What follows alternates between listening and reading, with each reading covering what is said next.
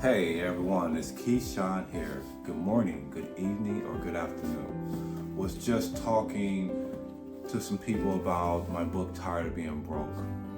It is quite interesting, especially in relationships, how much that we can budget, we can be disciplined, but there's so much of our past that we've learned about money. We've learned about just setting simple financial goals, even just the conversation of credit. Credit is so huge. But one thing we have to understand is that we've learned a lot of our money habits from how we was raised.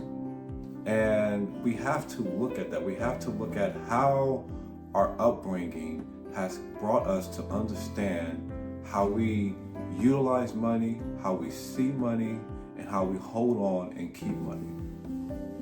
You'll find out even in relationships that one partner has been brought up believing that money is supposed to be saved, building your credit, different things. Then you'll see the other part of the relationship where the spouse is saying, well, we was never taught this. We like to spend. We spend emotion. We have these different ways of just handling money. Money management is something we learn at an early age. And we have to understand that for us to be able to grow and develop. Credit is so important. Growing up for me, we grew up in such a poor environment. Not that my parents didn't try. They did an amazing job. But I've come from 10 siblings. And trying to raise those siblings, normally times you had to do what you had to do. And saving was hard, even with working 2 full-time jobs. So I had to teach myself and understand money as an adult.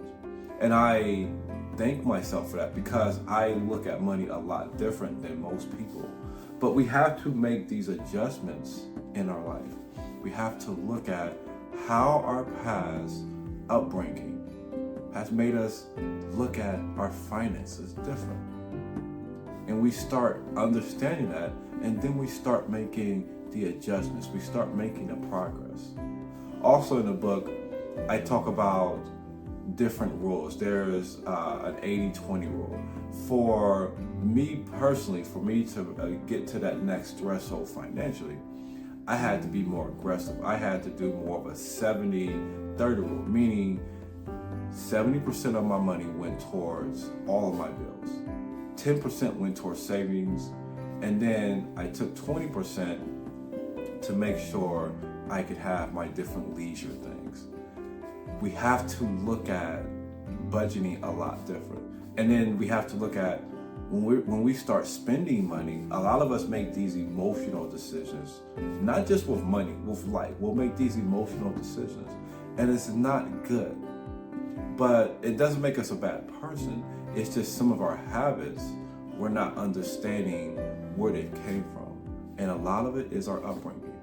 There is a social media influence that we talk about. Social media has a big impact on how we view and we attract money. I am a firm believer that you can manifest everything that you want if you put the right energy out there.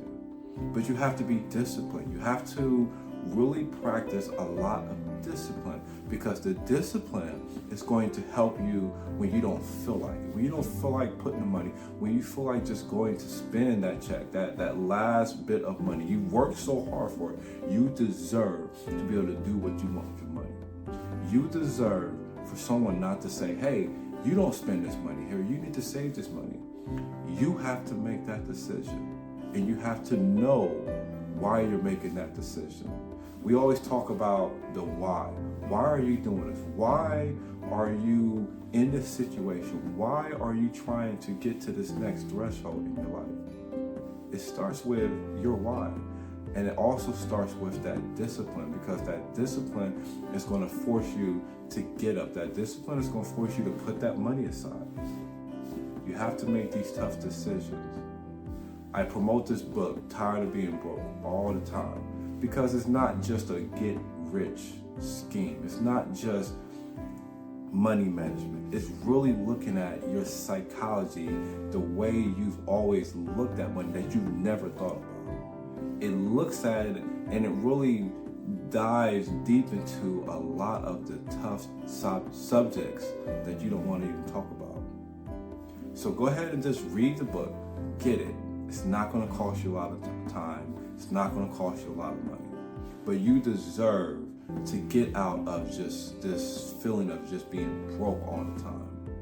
And you're going to learn where this came from. And you have to ultimately forgive yourself, because some stuff you didn't know. But once you know, you can't unsee.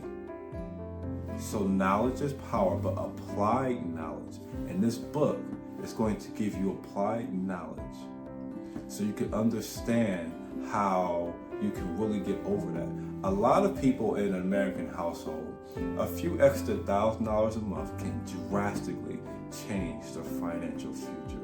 In the book, we talk about that. We talk about ways of not only saving, but ways of finding extra income streams that can help you get to that next threshold.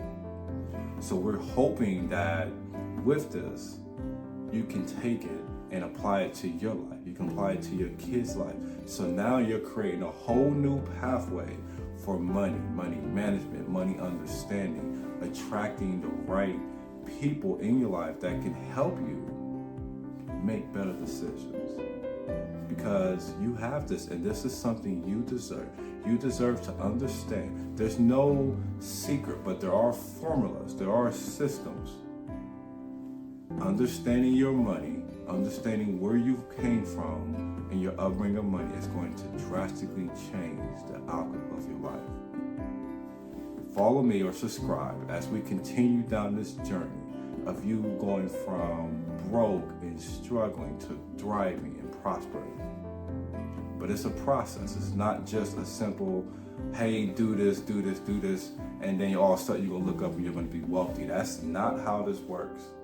For some, it does. But I want to address the bulk of America that this is a process, and it starts with understanding where you've come to digest how money is projected in your life. So let's do this together. Follow and subscribe now. Thank you.